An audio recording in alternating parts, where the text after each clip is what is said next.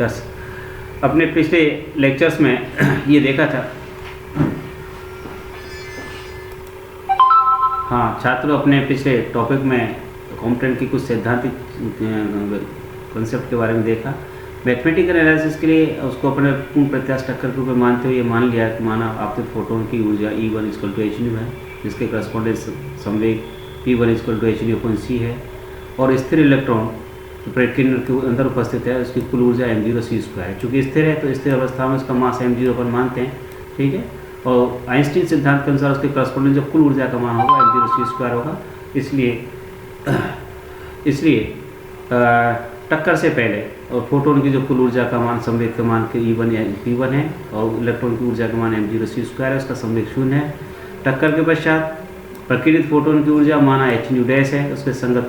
संवेग का मान hν'/c है, तथा आपतित फोटोन की दिशा से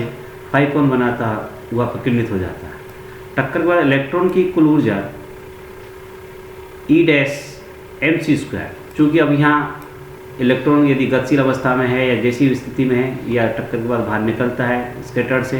या स्कैटर्ड के अंदर गति करता है, जैसी भी स्थिति है, लेकिन यहाँ चूँकि रेस्ट अवस्था में नहीं है, विराम अवस्था में नहीं है, स्थिर अवस्था में नहीं है, इसलिए उसका जो मास है वो m0 न मानकर वह यहाँ पर m मानेंगे। क्योंकि अपन सापेक्ष नियम से जानते हैं कि m0 m के अंदर जो रिलेशन होता है उसके अनुसार यहाँ पर उसका मास m0 नहीं होगा, m होना चाहिए। इसलिए उस इलेक्ट्रॉन की जो कुल ऊर्जा होगी वो E' =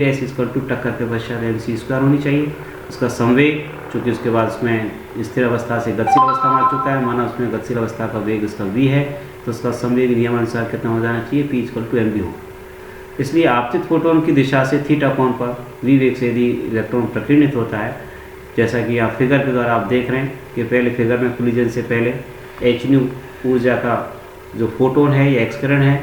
और उसके करस्पॉन्डेंस उसका संवेग है वो P1 = hν/c है। ये गोला सा जो आपके सामने दिखाई दे रहा है, ये एक स्टेशनरी इलेक्ट्रॉन है, स्थिर अवस्था में इलेक्ट्रॉन है जो प्रकीर्णक के अंदर उपस्थित है। उस पर ये जब फोटोन आपतित होता है या ये एक्सकिरण आपतित होती हैं, तो उसका प्रारंभिक जो ऊर्जा है वो m0c² है, उसका प्रारंभिक जो संवेग है वो 0 है। लेकिन जैसे कोलिजन के पश्चात या स्कैटरिंग के पश्चात माना जो आपका आपतित फोटोन है वो फाई कोण पर, आपतित दिशा से फाई कोण पर प्रकीर्णित हो जाता है, जिसके ऊर्जा hν' है, संवेग hν'/c है, और इलेक्ट्रॉन आपतित दिशा से थीटा कोण पर क्या हो जाता है, हमारे पास एक तरह से क्या हो जाता है, प्रकीर्णित हो जाता है, या इलेक्ट्रॉन गतिशील हो जाता है। तो उसके जो ऊर्जा का मान है E' = mc², P = mv। तो इस प्रकार से इस फिगर के द्वारा भी इस चीज़ को अपन समझ सकते हैं। अब चूँकि सैद्धांतिक तौर पर अपन जानते हैं, जब पूर्ण प्रत्यास्थ टक्कर के रूप में साइंटिस्ट वैज्ञानिक ने इसको माना है, तो संवेग संरक्षण नियम, ऊर्जा संरक्षण नियम के हिसाब से टक्कर से पहले कुल ऊर्जा का मान, टक्कर के पश्चात कुल ऊर्जा के मान बराबर होने चाहिए। तो इस दृष्टि से यहाँ मैथमेटिकली हम लिख सकते हैं कि hν + m0c² = hν'+mc², या थोड़ा सॉल्व करें तो mc² = hν-μ' + m0², जैसे अपन समीकरण नंबर 1 से संकेत कर रहे हैं। अब चूंकि संवेग एक सदिश राशि है, सदिश राशि चूँकि ऊर्जा अदिश राशि थी, इसलिए इसके लिए कोई दिशा की आवश्यकता नहीं होती है। संवेग सदिश राशि है, इसलिए कोई दिशा का ज्ञान भी आवश्यक है कि कौन सी दिशा में संवेग संरक्षण की बात करें। तो हमारा आपतित जो एक्सकिरण है, फोटोन है, उसकी दिशा में संवेग संरक्षण के नियम से हम देखते हैं, जिसको x से संकेत कर रहे हैं। तो चूँकि फोटोन hν/c स्कैटर फोटोन है, जो कि आपतित दिशा के साथ फाई कोण बना रहा है। यदि उसके घटक आपतित दिशा की दिशा में लें तो चूँकि कितना हमारे पास P2 = hν'/c cos θ इसका संवेग हो जाएगा, और उसके y दिशा में कंपोनेंट जो होगा वो hν'/c कितना होगा हमारे पास cos φ हो जाएगा। इसलिए x दिशा में जब हम लेंगे तो हमारे पास संवेग प्रारंभ में जो संवेग है, चूँकि इलेक्ट्रॉन का 0 है, केवल फोटोन का संवेग है जो कि hν/c है, बराबर टक्कर के पश्चात कुल संवेग जो स्कैटर्ड फोटोन है उसका संवेग hν'/c cos φ x दिशा के अंदिश होगा, प्लस mp थीटा कोण पर इलेक्ट्रॉन का संवेग है, इसलिए जो x दिशा के अनुसार उसका जो घटक आएगा वो mp cos θ आएगा। तो इसलिए हम ये कह सकते हैं कि x अक्ष के अंदिश या आपतित फोटोन की दिशा के अंदर संवेग संरक्षण जो नियम होगा वो hν/c = hν'/c cos φ + mp cos θ। या थोड़ा सा इसको सॉल्व करें, इसको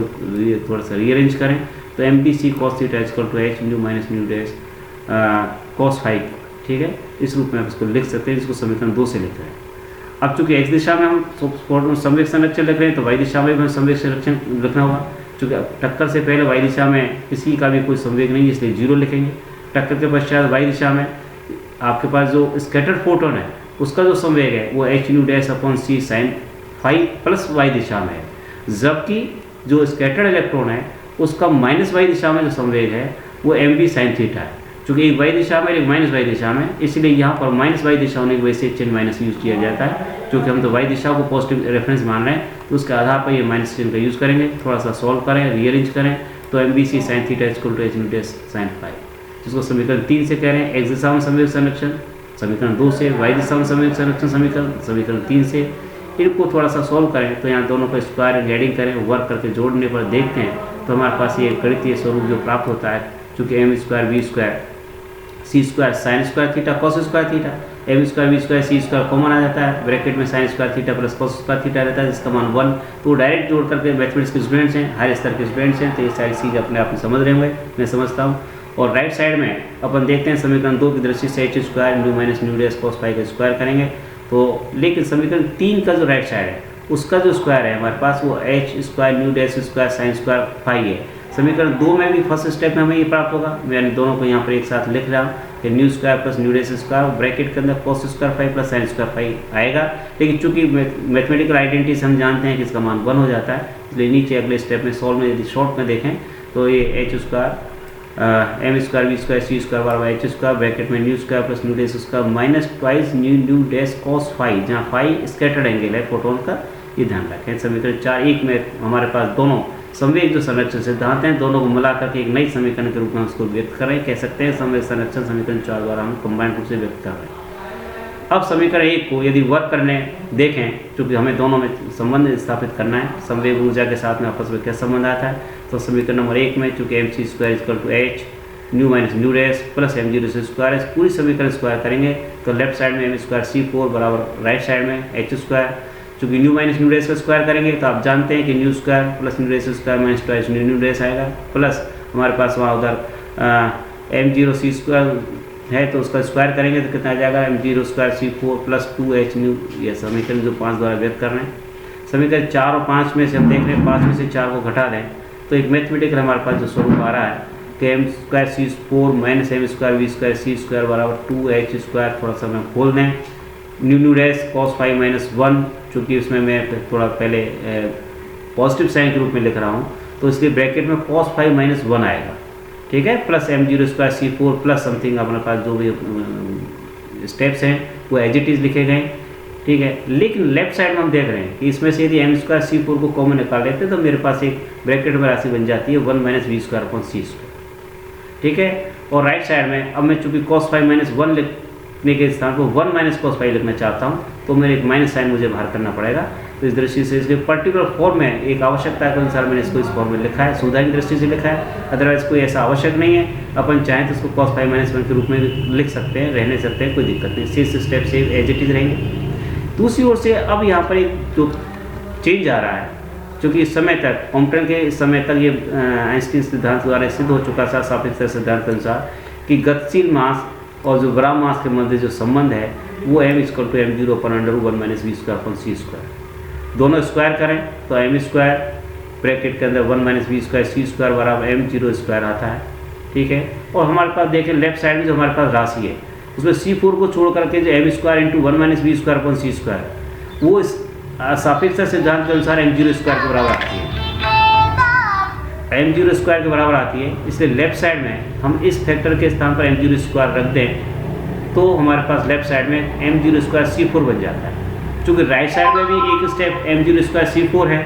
तो दोनों M zero square C 4 left side right side से एक दूसरे को कैंसिल आउट कर देते हैं और हमारे पास इसमें से थोड़ा सा शॉर्ट स्वरूप हमारे पास बनता है। उसमें भी जो माइनस के फैक्टर्स वाला जो फैक्टर है उसको भी हम उल्टी साइड में ले जाएँ या आप उसका ट्रांसलेशन दूसरी साइड में ले जाएँ तो हमारे पास समीकरण बनती है 2h square nu nu dash 1 minus cos phi बराबर 2h M zero C square nu minus nu dash, 2 common है दोनों तरफ, एक h तो एक तरफ एच स्क्वायर एक तरफ एच है तो एक एच कैंसिल हो जाता है, ठीक है। तो हमारे पास अगेन थोड़ा सा सरल रूप उसका रह जाता है, न्यू डैश को न्यू की तरफ ले जाते हैं तो एच 1 माइनस कॉस फाई बराबर M zero C square nu minus nu dash upon nu dash है, एम जीरो सी स्क्वायर को एच के नीचे ले आते हैं तो अगेन हमारे पास राइट साइड में केवल न्यू डैश के फैक्टर्स बचते हैं, लेफ्ट साइड में हमारे पास कॉन्स्टेंट्स हैं, कुछ फैक्टर्स हैं या एक तरह से स्कैटरिंग एंगल के स्वरूप में है। लेकिन इसमें से एक सी को यदि हम राइट साइड में ले जाएं तो और नीचे जो न्यू डैश है उसको दोनों को अलग अलग स्टेप में खोल दें तो हमारे पास क्या बन जाता है, C nu upon nu dash minus C nu dash upon nu dash. एक स्टेप में न्यू कैंसिल हो जाता है, दूसरे स्टेप में से न्यू डैश कैंसिल हो जाता है। पहले स्टेप में सी अपॉन न्यू डैश बचता है, सेकंड स्टेप में हमारे पास सी अपॉन न्यू बचता है। और चूंकि हम जानते हैं सी अपॉन न्यू डैश का मतलब लैम्बडा डैश है, सी अपॉन न्यू का मतलब लैम्बडा। तो इस प्रकार से H upon M zero C one minus cos phi equal to lambda dash minus lambda हमारे पास प्राप्त हो जाता है। इसको लैम्बडा डैश माइनस लैम्बडा को ही, चूँकि यहाँ पर लैम्बडा डैश का मान ज़्यादा है, लैम्बडा का मान कम है, ठीक है, ये पॉजिटिव संख्या है, धनात्मक संख्या है, इसलिए आधार पर इसको हम कॉम्पटन शिफ्ट इसी के नाम से जानते हैं, कॉम्पटन विस्थापन के नाम से जानते हैं। तो इसका मान हमारे पास निकल के आ रहा है H upon M zero C one minus cos five, जिसको अपन समीकरण 6 से रिप्रेजेंट कर रहे हैं, ब्लॉक कर रहे हैं। यही कॉम्पटन का एक मैथमेटिकली एक ऐसा फॉर्मूला है जिसके द्वारा उस कॉम्पटन जो शिफ्ट है उसकी हमको यहाँ व्याख्या में जो हमें प्रैक्टिकली जितना शिफ्ट उसको आ रहा है या जितना जो वेवलेंथ में जो विस्थापन आ रहा है और जो मैथमेटिकली यहाँ पर जो स्कैटरिंग एंगल के अनुसार जो प्राप्त होता है, तो दोनों में बड़ा अच्छा तालमेल प्राप्त हुआ है कि यदि स्कैटर एंगल फाई के पर जितना हमें विस्थापन प्राप्त हो रहा है, कॉम्पटन शिफ्ट प्राप्त हो रहा है, उसको एंगल को यहाँ पर पुट करें, उसकी वैल्यू रखें, सॉल्व करें। एच ओपर एम जीरो की स्टैंडर्ड वैल्यू है, फिक्स है, हमारे पास नियत मान है। तो ये देखते हैं कि जो प्रायोगिक मान और सैद्धांतिक मान, इस सैद्धांतिक मान की प्रायोगिक मान से तुलना करते हैं तो दोनों में बहुत अच्छा एक्यूरेसी आपको देखने को मिलती है, एनालॉजी देखने को मिलती है, जिस बात से प्रूफ होता है कि कॉम्पटन ने जो अज्यूम किया है, कॉम्पटन ने जो कुछ माना है कि इलेक्ट्रॉन को स्थिर माना है, मुक्त माना है, टक्कर को पूर्ण प्रत्यास्थ माना है, सापेक्षता सिद्धांत को माना है कि आफ्टर स्कैटरिंग, ठीक है, इलेक्ट्रॉन का जो मास है वो रेस्ट मास नहीं रख सकते, तो डायनेमिक मास होगा या उसका एक तरह से इफेक्टिव मास होगा, वो M equal to M zero पर under one minus V square upon C square से गवर्न होता है, उस फॉर्मूले का यूज़ किया है। तो इस आधार पर जो सैद्धांतिक प्रायोगिक मान में जो हमारे पास जो तालमेल प्राप्त हो रहा है, उससे ये प्रूफ हो जाता है कि कॉम्पटन का जो विस्थापन है वो, या कॉम्पटन का जंक्शन है, या कॉम्पटन ने जो इलेक्ट्रॉन्स इसके और जो प्रोटॉन के बीच में या एक्सरे के बीच में विकिरण को एक कण की तरह मान करके जो टक्कर के पूर्ण प्रत्यास्थ टक्कर के स्वरूप में मान करके जो उसकी व्याख्या की है, वो एक तरह से सही है। इस फॉर्मूले में दो चीज़ देखने को मिल रही है, निष्कर्ष फॉर्मूले से जो मिल रहा है कि कॉम्पटन विस्थापन केवल फोटोन प्रकीर्ण कोण फाई पर निर्भर कर रहा है। चूंकि एच कॉन्स्टेंट है, एम जीरो कॉन्स्टेंट है, सी का मान स्टैंडर्ड है, तो यहाँ वेरिएबल जो चीज़ है केवल एक है, हमारे पास फाई, जो कि स्कैटरिंग एंगल है फोटोन्स का। तो ये फाई का मान कितना जैसे जैसे चेंज होगा उस हिसाब से इस डेल्टा लैम्बडा का मान बढ़ता जाएगा। ये बात हमने प्रायोगिक फिगर में शुरू में आपको कही थी कि जो पीक्स जो मैंने ग्राफ में दिखाए थे कि किस प्रकार थीटा इक्वल टू 30 डिग्री पर आपके पास एक ही पीक मिल रहा है, 45 पर दो पीक मिल रहे हैं, 90 डिग्री पर पीक के बीच गैप बढ़ रहा है, 135 डिग्री पर पीक के बीच गैप और बढ़ रहा है। तो यहाँ पर आप देखिए जैसे जैसे फाई का मान इंक्रीज होता चला जाएगा, ठीक है। और यदि आगे के इसमें देखें कि इस फाई का मान 180 डिग्री हो जाए तो ये मैक्सिमम शिफ्ट कहलाता है, ठीक है। तो यहाँ बेसिकली एक चीज़ तो यहाँ पर क्लियर हो रही है कि केवल स्कैटरिंग एंगल पर ये निर्भर कर रहा है। दूसरा, चूँकि एच अपन एम जीरो सी एक कांस्टेंट है और इसकी विमा तरंग दैर्घ्य की विमा की तुल्य होती है, इसलिए हम इसको क्या होते हैं कॉम्पटन तरंग दैर्घ्य के नाम से भी जानते हैं और इसको लैम्बडा सी से भी कई बार संकेत करते हैं। फाई का मान यदि 180 डिग्री हो जाए तो टक्कर के बाद फाई 180 डिग्री होने का जो फिजिकल मीनिंग होता है वो ये होता है कि फोटोन जाए, टकराए और लौट के उसी दिशा में वापस आ जाए, ठीक है, उसी पथ पर पश्च प्रकीर्णित हो जाए। तो कॉम्पटन विस्थापन का मान कितना होता है, अधिकतम 2 लैम्बडा सी के बराबर होता है, जिसको 0.04840 स्टैंडर्ड है। कई बार जी के क्वेश्चन में भी इस बात को अपन मानते हैं, ठीक है। तो इस प्रकार कॉम्पटन की उक्त जो व्याख्या है वो प्रायोगिक परिणाम को समझाने में पूर्णतः सफल रही है। प्रायोगिक तौर पर प्रकीर्णित एक्सकरण में 2 तरंग दैर्घ्यों की जो प्राप्ति थी, उनमें से एक तरंग दैर्घ्य आपतित एक्सकरण के संगत और दूसरी जो तरंग दैर्घ्य थी लैम्बडा, इसका आपतित तरंग दैर्घ्य के संगत जो पीक्स हैं या तरंग दैर्घ्य प्राप्त हुई है वो एक तरह से वो एक्सरेज हैं, वो फोटोन्स हैं जो स्कैटर्ड नहीं हुए हैं, अनस्कैटर्ड हैं, ठीक है। उनके करस्पॉन्डेंस जो हमारे पास जो प्राप्त हो रहे हैं वो वाला है। दूसरे जो एक्सरेज हैं या फोटोन्स हैं जो उस प्रकीर्ण के द्वारा स्कैटर्ड हो गए हैं, ये उनको इंट्रैक्शन हो गया है या उसका प्रभाव आ गया है, उसके करस्पॉन्डेंस कुछ ऊर्जा में जो लॉस हुआ है, ऊर्जा में लॉस के करस्पॉन्डेंस की फ्रीक्वेंसी में लॉस हुआ है और फ्रीक्वेंसी में लॉस होने का करस्पॉन्डेंस उसकी वेवलेंथ में क्या हुआ है, इंक्रीज हुआ है, तो उसके करस्पॉन्डेंस जो पीक प्राप्त हो रहे हैं। तो यहाँ इस फॉर्मूले से भी ये चीज़ सामने आ रही है और प्रायोगिक तौर पर भी वो चीज़ सामने आई है। तो दोनों में इस बात का तालमेल होने के कारण से ये कह सकते हैं कि हमारे पास कॉम्पटन पूर्णतः इस फिजिकल फिनोमेना को समझाने में समर्थ हुए, सफल हुए। दूसरा एक निष्कर्ष ये भी निकलता है कि कॉम्पटन प्रभाव में विकिरण के कण रूप की क्या होती है, पुष्टि होती है, क्योंकि उनको कण स्वरूप माना है। कॉम्पटन प्रभाव द्वारा विकिरण के लिए, ठीक है, विकिरण, एक और यहाँ पर बात आपको बताना चाहते हैं, एक पर्टिकुलर एक्स रेज की रेंज ही हमने क्यों ली। यदि एक्स रेज के बजाय सिंपल जो हमारे पास विजिबल लाइट है, जो दृश्य विकिरण कहते हैं, उसके लिए यदि हम इसको कॉम्प्लेक्स स्कैटरिंग एक्सपेरिमेंट को देखना चाहें, ऑब्जर्व करना चाहें, तो हमें ऑब्जर्व नहीं होगा, प्रेक्षित नहीं होगा, क्योंकि दृश्य प्रकाश के लिए एच न्यू का मान कितना है, m0c² की तुलना में बहुत कम है, जिससे डेल्टा लैम्बडा जो एक तरह से कहना चाहिए कि जो उसकी वेवलेंथ में चेंज आना चाहिए स्कैटरिंग के फलस्वरूप, उस डेल्टा लैम्बडा प्रारंभिक डेल्टा का जो अनुपात है वो 10:0 हो जाता है। कहने का मतलब है कि आपतित फोटॉन्स की जो वेवलेंथ है उसके करस्पॉन्डेंस जो उसमें चेंज है वो बहुत कम है, इसलिए ही हम दृश्य प्रकाश के लिए इस कॉम्प्टर प्रभाव को देख नहीं पाते हैं, या उसके लिए एक तरह से प्रतीत नहीं होता, प्रेक्षित नहीं होता।